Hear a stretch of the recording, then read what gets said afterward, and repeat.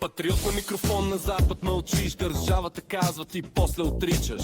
Буташ тежи повече от всяка реч, това не е визия, това е дългосрочен теч. Корупцията няма нужда от шум, тя влиза с протокол и излиза за имунитет. Ала бала от лав до доклад, президента говори в кръчмарски формат. Скандал не гърмим, той тече на части и снесъл Шкодата с Боков по трасето. Не е грешка, не е инцидент, а модел на власт без поемане на ангажимент. Румен Радев, руски чорап, принципи под наем, курса мираж. Баланс на думи, държавността е фалш, сметката я плащаме всички към Ботчаш. Румен Радев, руски чорап, принципи под наем, курса мираж. Баланс на думи, държавността е фалш, сметката я плащаме всички към Ботчаш. Решавай на момента, дали да прави мала бала с президента.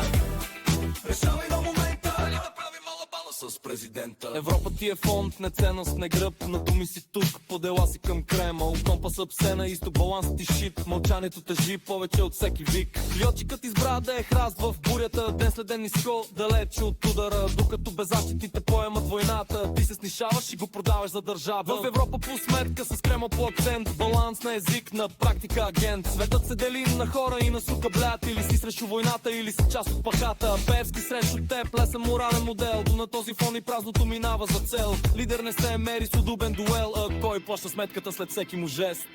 Румен Радев, руски чорап, принципи под наем, курса мираж.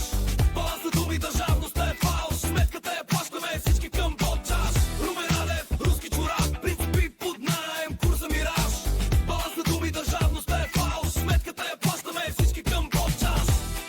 Решавай на момента, дали да прави мала бала с президента. Решавай на момента, дали да прави мала бала с президента.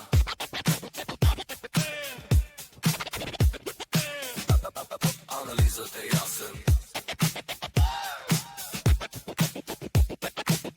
Доверие без покритие.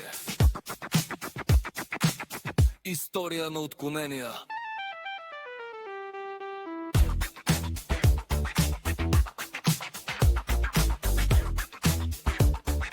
Вероятност да ни прецака отново критич мен. Румен Радев, руски чорап, принципи под наем.